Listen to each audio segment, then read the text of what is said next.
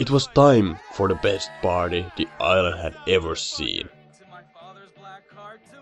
Grant, Riley, Liza, Oliver, Daisy, Keith, Jason, and Was. Wait, what? Oh, f***! We're gonna free the others, and then we're going home.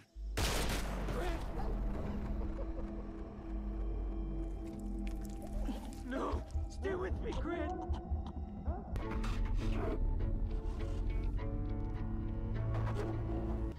Yo, what's up everybody, my name is Lillan and welcome to another episode of Lillan the Gaming Virgin's Impressions. I'm still a little bit sick, so I'm terribly sorry if my voice is kinda corny or cracky or something like that. But yeah, let's get into the business. I received Far Cry 3 yesterday in the mail. I bought it because, you know, I've heard so many great things about this game. And you know, now that when the Far Cry 4 came out, I totally want to play that too, but I decided that, you know, I'm gonna buy the third game first, maybe also the second game, and then jump into the fourth game. I don't think you actually need to play the other games before the fourth game, but just to, I don't know, I just want to explore these games first, and then go to the fourth one. The story of Far Cry 3 is very interesting, but at the same deeply dark. There seems to be very dark things on that island, and you know, so much secrets to explore, and you can't be actually sure at this point that why certain things happen, what is the story behind these persons and so, but I think that will like be clear in later when I play more.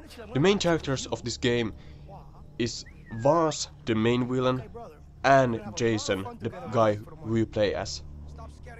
Was is, according to me of course, a perfect guy for the role of the main villain.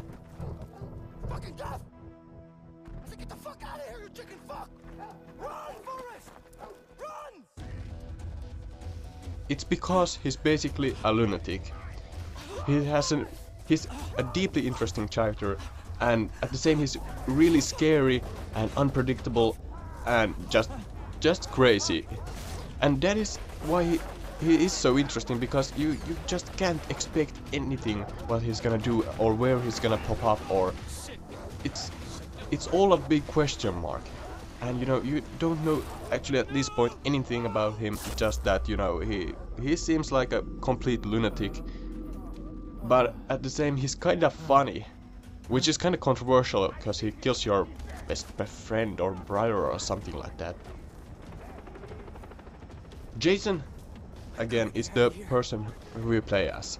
And he's a young dude who just got stranded with his friends on this island. And basically they are going to have a party of some kind, or, you know, they're just gonna party the whole vacation they have there, I guess.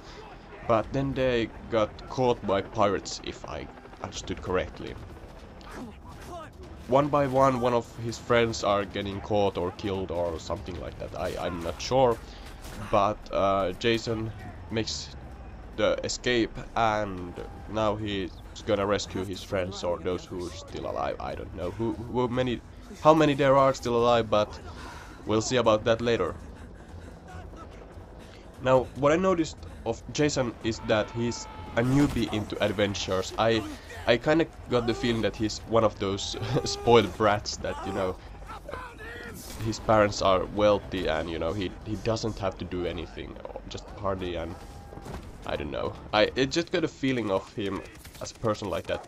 He seems like a decent dude at this point, but you know, I just got a feeling that, you know, there's something weird about him.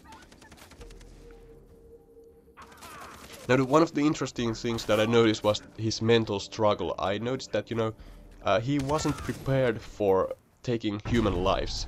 I noticed that because, you know, he had a big mental struggle when he was about to kill for the first time. And, you know, I think that's a good thing. I definitely think that is a good thing in games, because, you know, killing shouldn't be okay. It shouldn't be fine.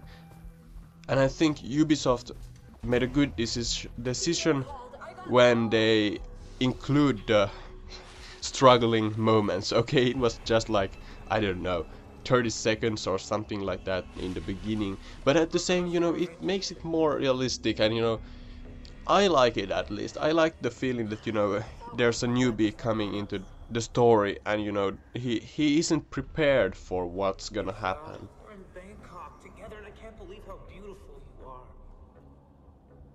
Also, I noticed that, you know, after a while he didn't actually care that much about the fact that he kills humans, and I of course that is kinda controversial also, but you know, he can't be struggling all game long, cause that would just take far too much time. And I think that it just works fine as they done it now. Yes, sir, I'm busy. Okay, so now I'm gonna list the good things about this game and the less good things. Let's start off with the good things. I really like the fact that you can craft in this game. I really think that it's a nice feature Ubisoft included in this game. I personally like the fact that, you know, you have to build your own stuff. I mean, I wouldn't like to like spend 20 hours on a game building the whole village or something like that, but you know, I really like that, you know, you can craft your medical, I don't know, medical packs, or what are they called? I think so. And you know, you have to like be a survivor to survive in this game. I like the feeling.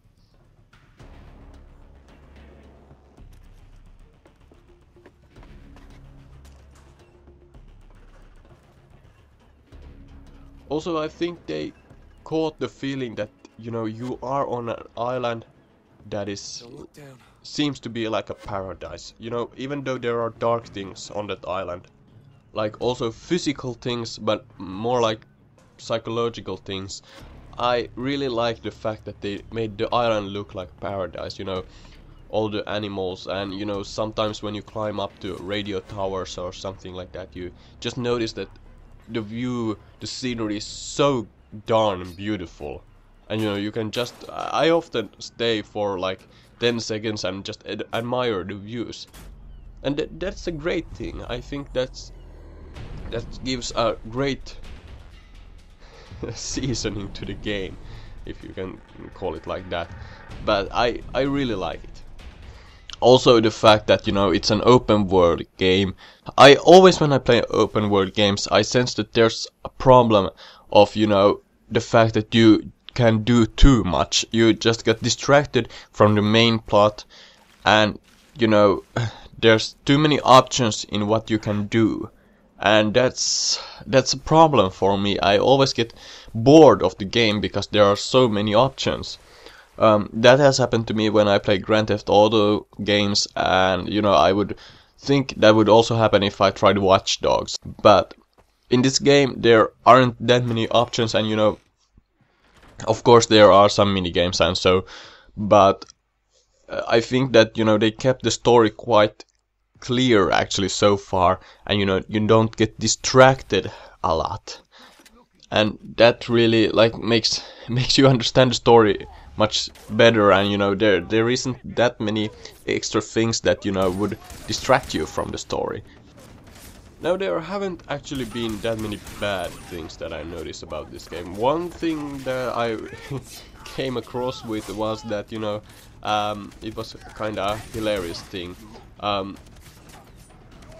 When you do your missions, I noticed that, you know, sometimes when you just start to shoot, and you know, your teammates or the villagers that you have co-opted with are just fighting, you know, they can be shooting hundreds of bullets at those villains, but they won't die.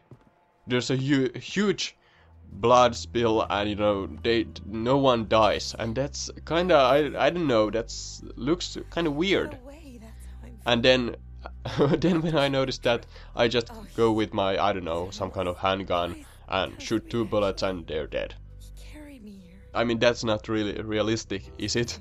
But I guess that's a thing that they have to like do, cause you know that wouldn't be fun either if you know my co-op mates would just kill everyone and doesn't leave anything for me. I mean, that would spoil the fun actually. But at the same, it just looks hilarious. I don't know. I'm still a little bit thinking is the good thing that they won't spoil the fun, or is it the bad thing that you know they're kind of immortal? Well, anyway, thanks for watching and listening, and I will be back with another impression video later. You're gonna be okay. I've got to talk to the doctor about the others. See you later. Bye. You sure?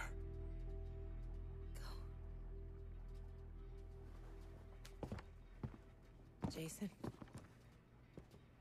whoever did this, whoever killed Grant,